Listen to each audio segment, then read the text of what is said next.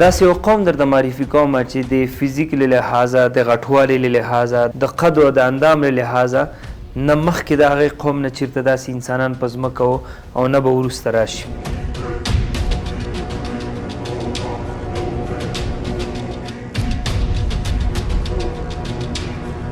داسې یو قوم درته معرفي کوم چې هغوی دومره طاقت او قوت درلوده چې د غرونو په منځ کې یې ځان ته مجللې ودانۍ جوړې کړې وې.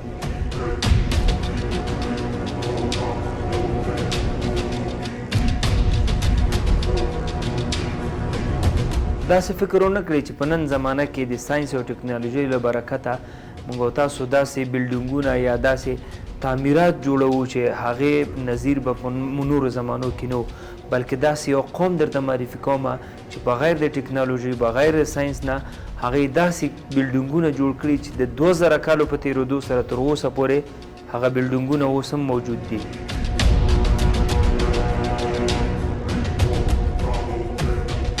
ولې همدغه قوم باوجود د دې چې د دومره طاقت درلوده، باوجود د دومره لوړوالی درلوده چې په غرونو کې ځانو ته کورونه جوړول، مجللې ودانۍ جوړولې، په خپل لاس جوړ شویو بوتانو ته سجدې کولې.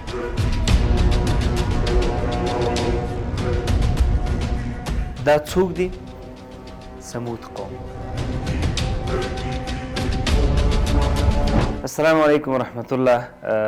زړه ته نږدې لیدونکو، الله مو خوشحاله او آباد لره. ما سره نن یو عجیبه فکر پیدا سو، هغه دا چې ما په یوټیوب کې ځینې ورونه ولیدل، خصوصا د فارسي زبانانې ورونه، خصوصا د اردو ژبې ورونه، عربي ژبې ورونه. د قرآن مجید چې کومه قصې دي، بهترینه ښایسته ښایسته قصې دي چې موږ تاسو ته الله تعالی فرمایي لقد کان فی قصصهم عبرة لأولی الالباب. نو هغه قصې چې موږ تاسو ته په هغه کې فکر او سوچ موږ تاسو پکې وکړو، نو هغه کې موږ تاسو لپاره ډېر غټ درس دی، خو په پښتو ژبه کې دا قصې ما ونه کتلې. نو ومې غوښتل تر څو پورې زه هم دغه قصې په پښتو ژبه وژباړم او دغسې یو کلیپ ترې جوړ کړم، تر څو پورې آینده کې موږ او تاسو بچي، موږ او ستاسو دوستان چاته هم یو قصې نوم اخیستل کېږي، د سره خو اقلا ذهن کې دی چې دا قصه خو ما چېرته لیدلې یا اورېدلې ده. نو همدې په اساس باندې زه غواړم د سمودیانو قصه درته وکړم. که تاسو چېرته قرآن ویلی یا مو غوږ ورته ایښی، د سمود نوم به پکې ډېر اورېدلی. سمودیان څوک وو؟ سمودیان په کوم ځای کې اوسېدل؟ جغرافیه چېرته وه؟ سمودیانو په کومو کلونو کې په ځمکې په سر ژوند کولو؟ سمودیانو څرنګه کورونه ځان ته جوړول یا په څرنګه کورونو کې دوی اوسېدل؟ وجه یې څه شی وه چې سمودیان د ځمکې له مخ څخه بیخي دایمي ختم شل؟ د دوی ته چې کوم پیغمبر یا لارښود راغلی و، د هغه نوم څه و؟ دا هغه خبرې دي چې راتلونکي کلیپ کې به زه تاسو ته تشریح کوم، خو امید لرم تر اخر را سره پاتې سي. او یو غوښتنه مې دا ده چې زما د یوټیوب چینل ځان سره سبسکرایب کړئ، تر څو پورې بلې قصې سره چې زه بیا ستاسو حضور ته راځم نو ستاسو ته به یو نوټیفیکیشن درځي. راځئ شروع به له دې څخه وکړو چې حکمت څه دی چې الله تعالی د سمودیانو نومونه بار بار په قرآن مجید کې اخلي. تقریبا 20 ځایه څخه زیات د سمودیانو نومونه په قرآن کې راغلي دي. الله تعالی یو ځای کې فرمایي التي لم يخلق مثلها في البلاد وثمود الذين جابوا الصخر بالواد.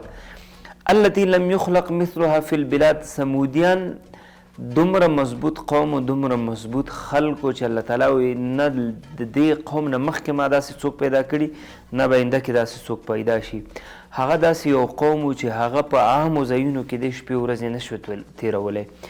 دی په غرونو کې ځان ته کوټې تراشلې وې، دی په غرونو کې ځان ته داسې ځایونه جوړ کړي وو، دومره مضبوط ځایونه جوړ کړي وو چې تقریبا په زرهاو کلونو وروسته اوس هم که موږ او تاسو هلته لاړ شو وګورو، ډېر ښایسته منظم یې جوړ کړي. هغلته 2 چته 3 چته کورونه دی په غرونو کې جوړ کړي دي. سمودیان چې و په قوم باندې عربانو، دی تقریبا زرګونه کاله مخکې د مدینې منورې او د تبوک ترمنځ چې کومه ساحه ده، په دغه ساحه کې دی ژوند کولو.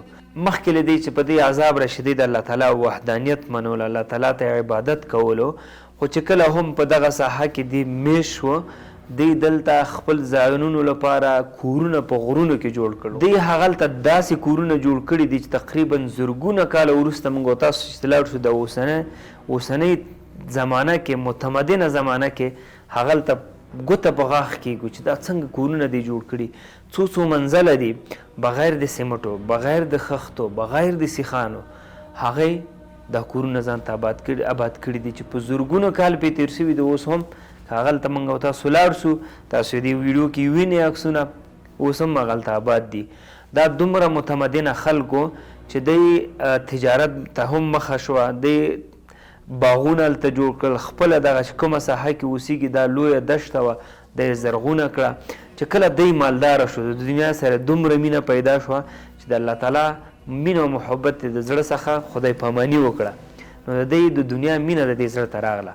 چې کله د دنیا مینه د دې زړه ته را داخله شوه، د هغې سره سره دی د الله تعالی د حکمونو مخالفت شروع کړ، دی د الله تعالی سره د شریکان را پیدا کړل، دی همدغه ځای کې غرونو کې تیږې تراش کړې، هغې نه بوتان جوړ کړل، یو ته د لمر خدای ویلې، بل ته د باران خدای ویلې، بل ته د سپوږمۍ خدای ویلې، نو هر یو طبیعت ته دی ځان ته یو خدای جوړ کړی. نو دې نه وروسته الله تعالی وغوښتل چې دی د لارښوونې لپاره یو پیغمبر دی ته راولیږي. د دې په خپل قوم کې صالح علیه السلام، د دې په خپل قوم کې داسې یو کس د الله تعالی انتخاب کړ چې هغه ډېر نیک عملی و، دی پې هم اعتبار کولو، امین سړی و. نو الله تعالی دا ورته د پیغمبر په حیث باندې دی ته وړاندې کړ. چې کله صالح علیه السلام پیغمبر شو، نو دی ته وړاندې شو چې یا قوم اعبدوا الله ما لکم من اله غیره، ای زما قومه تاسو د الله تعالی عبادت وکړئ، تاسو د الله نه بغیر د دې بوتانو د دې کاڼو چې تاسو خپل په لاس جوړ کړئ د عبادت ولې کوئ. خو د صالح علیه السلام چې کله دا خبر ورته وکړه، نو ټول قوم خصوصا سرداران، ملکان، مشران د دې قوم، هغه چې په دې قوم کې یادېدل، دا ټول د هغه په خلاف راپاڅېدل. د سمودیانو په قوم کې تقریبا 7 طایفې وې، دغه 7 طایفې د صالح علیه السلام په خلاف باندې راپاڅېدل. نو صالح علیه السلام ته کوډګر هم وویل، جادوګر یې هم ورته وویل، او دا یې ورته ویل چې ته غواړې د قوم مشري په غاړه واخلې، ته ځکه موږ د خپل د پلرونو د نیکونو له دین څخه راغلی، ځکه په دې کې پیړۍ تېره شوې وې چې دوی د الله تعالی وحدانیت ته شا کړې وه، دوی د بوتانو عبادت کو، هغه بوتان چې دوی به خپله د تیږو د کاڼو د بوټو څخه جوړول د هغې عبادت یې کو. قوم د صالح علیه السلام خبره ونه منله، خو ځینې پکې داسې فکر کوو چې راځئ صالح علیه السلام ته به داسې یو شرط ورته کېدو چې هغه هیڅ امکان نه وي، نو خپله به سړی وتښتي او موږ به خپل همغه مزې او چرچې کوو. قوم سره راجمع سو، صالح علیه السلام ته یې وویل موږ به هغه وخت کې ستا پیغمبري ومنو که ته موږ ته یو معجزه وښیې. صالح علیه السلام ورته وویل چې معجزه مو څه شی ده راته ووایي. قوم ورته بیرته په جواب کې وایي چې معجزه مو دا ده چې ته موږ ته دغه مخامخ چې کوم غر ښکاري، دغه غره څخه موږ ته داسې یو اوښه را پیدا کړه چې هغه بلار به وي او هغه زموږ په مخ کې هغې بچی پیدا شي. صالح علیه السلام الله تعالی ته دعا کوي او الله تعالی یې دعا قبلوي، خو بیرته الله تعالی ورته خپل شرایط وړاندې کوي چې دا اوښه به زه درته پیدا کړم، خو ته به سمودیانو ته داسې ووایې که چېرته دغه اوښه تاسو آینده کې قتله کړه، دې ته مو ضرر ورسو، د دې مو مخنیوی وکړه، نو بیا تاسو خپل د عذاب انتظار کوئ. بالکل صالح علیه السلام دا خبره قوم ته کوي، قوم ورسره مني. چې کله هم صالح علیه السلام الله تعالی ته لاسونه پورته کړل چې یا رب دا قوم هغه وخت کې ایمان راوړي چې تر څو پورې د دوی دا غوښتنه ومنل شي، نو الله تعالی د صالح علیه السلام دعا قبوله کړه. د مخامخ غر څخه الله تعالی ورته اوښه راوباسله، غر په منځ 2 ځای شو، اوښه ترې راووته. نو چې کله اوښه ترې راووته، صالح علیه السلام خپل شرایط د قوم ته وړاندې کړل چې تاسو به دا اوښې ته ضرر نه رسوئ، تاسو به د دې اوښې سره هیڅ کار نه لري چې دا اوښه په هر ځای کې دا څري، په هر ځای کې دا ګیا خوري، تاسو به اوښې سره هیڅ کار نه لرئ. همدارنګه چون دغه سمودیان په داسې یو ځای کې اوسېدل چې هغه ځای کې دشته وه، د اوبو کمښت و پکې، نو سمودیانو سره صالح علیه السلام دا تړون وکړ چې د دغه چینې څخه به یو ورځ مکمل دا اوښه وبسکي، یو ورځ به تاسو ترې وړئ. نو قوم هم ورسره ومنله. یو ورځ داسې راغی چې قوم په خپله واده باندې ولاړ نه و، غوښتل یې دا چې موږ نور نشو کولی چې مکمل ورځې دا اوښې ته د اوبه پرېږدو، نو دی خپل منځ کې سره داسې جوړښت وکړو چې راځئ د دې اوښې څخه نور ځان خلاص کړو. صالح دا اوښه چې دا په هر ځای کې مو کګیره کړه دا باید ختمه شي. مخکې مې هم ویل چې صالح علیه السلام دوی ته ویلي وو که چېرته دې اوښې ته م ضرر ورسو نو بیا تاسو د الله تعالی د عذاب انتظار کوئ، الله به عذاب در باندې راولي. نو د دې قوم ځینې سرداران، ځینې مشران، ځینې منافقین داسې پیدا شو چې هغوی د صالح علیه السلام نه په پټه داسې یو پلان جوړ کړ چې تر څو پورې یو څو نفره پیدا کړي او لاړ شي دا اوښه چې په هر ځای کې د دې اوښې نه سر کټ کړي. نو دغه خبره جبریل علیه السلام صالح علیه السلام ته راورسوله چې دا قوم غواړي د دې اوښې څخه سر پرې کړو، دا اوښه ختمه کړي. صالح علیه السلام بیا هم خپل قوم ته راغی چې ای قومه هېڅکله دا کار ونه کوي که نه د الله په غضب او د الله په عذاب به ګرفتاره سي. خو سر د هغې صالح علیه السلام په خپل چارو باندې بوخت و. دغه قوم چې کوم کسان یې تعین کړي وو د شپې پسې ورغلي وو، دا اوښه یې لټولې وه خو پیدا کړې نه وه. په سهار کې اوښه پیدا کوي او اوښې باندې حمله کوي، اوښه له منځه وړي. چې کله اوښه له منځه یوړل شله نو صالح علیه السلام راغی او ودرېد د خپل قوم ته چې ای قومه بس په 3 ورځو کې د الله تعالی د عذاب انتظار کوئ نو عذاب به در باندې راځي. ځینې روایتونو کې دا هم راځي چې صالح علیه السلام په خپل قوم ته وایي چې په اوله ورځ به ستاسو رنګونه زیړیږي، په سبا ته په 2مه ورځ به ستاسو رنګونه سره کیږي او په 3مه ورځ به مو رنګونه توریږي او په 4مه ورځ به په تاسو عذاب راځي. صالح علیه السلام په دا دغونه موده کې د باندې تقریبا یو څو نفرو ایمان راوړی چې هغه ضعیفه کسانو. نو چې کله صالح علیه السلام خپل قوم ته د عذاب دغه خبر ورکړو نو قوم یې سره راټول شو چې راځئ صالح هم او سره د دغه کم کسانو چې په ایمان راوړی دا به ټول ختم کو تر څو پورې موږ ارامه شو. نو صالح علیه السلام چې کله د دې خبرې نه خبریږي نو خپل دغه کم ملګري، خپل فامیل، اهل و عیال اخلي او دې ځای څخه وځي بل طرف ته ځي. نو چې دا شپه کله په دې قوم تېرېږي په سمودیانو مخونه زیړېږي، یو بل ته چې ګوري ټول یو بل ورته زیړ ښکاري. نو بیا هم د خپل د زړه تسکین او ډاډ لپاره وایي چې کیدی شي لمر د وړانګې، کیدی شي که مرض وي موږ مخونه زیړ شوي دي، خو په زړونو کې پوه وه چې صالح خدا خبره کړې. 2مه ورځ چې راځي ټول تک سره وړي، مخونه ټول سر کېږي. نو په دې ورځ خلک څه ورخطا و بیخي چې ولا د صالح علیه السلام خبره خو رښتیا شوه، عذاب خو راغی. نو په 3مه ورځ باندې د دوی مخونه توریږي. چې کله مخونه توریږي نو دوی یو طرف بل طرف منډې وهي تر څو پورې صالح پیدا کړي. خو صالح علیه السلام د خپلو مؤمنانو سره د خپل اهل و عیال سره وتی دی.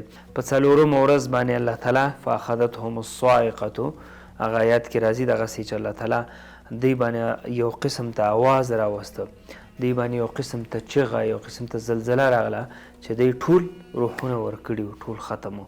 نو په دغه طریقه باندې د الله تعالی عذاب سمودیانو ته راغی. سمودیان مکمل د ځمکې له مخه څخه څه شی کړل؟ ورک یې کړ. نو سمودیان مکمل د ځمکې له مخه څخه ورک شل. دا هغه واقعه وه چې الله تعالی موږ تاسو ته په قرآن کې بیان کړې ده چې کله هم الله تعالی سمودیانو ته عزت ورکړو، دوی ته دولت ورکړ، دوی ته هغه سپېرې دښتې شنې کړې، باغونه پیدا کړ. نو ورسره د دوی په زړونو کې کبر پیدا شو، د دوی په زړونو کې شرک پیدا شو، د دوی په زړونو کې غرور پیدا شو. الله تعالی ځمکې له مخه داسې پناه کړ چې بیا بیخي ټول عمر په هغه ځای کې د دوی وجود نه و. قصه خو مو سره وکتله، اوس ما تا ته به دې قصه کې پراته څه دي. اول له هر څه نه مخکې که چېرته ما نه زیاتی او کمی شوي زه د خپل رب څخه معافي غواړم.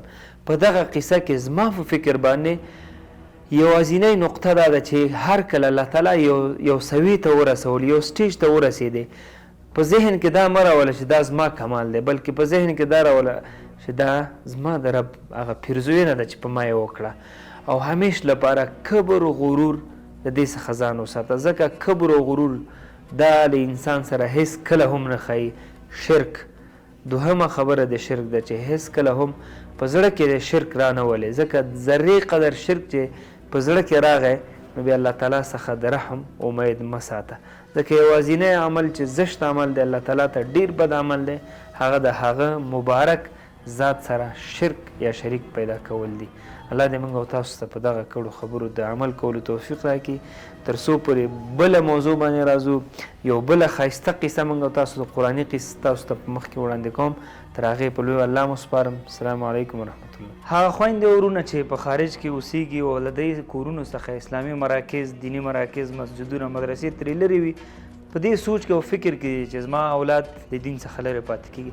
خورې او وروره تاسو لپاره قرآن کور اکاډمي موږ جوړه کړې ده. کوی سي په لاندې وټساپ موږ سره رابطه کې شي. انشاءالله تعالی ستا اولاد به له دغه خوږ علم څخه بې برخې نه کېږي.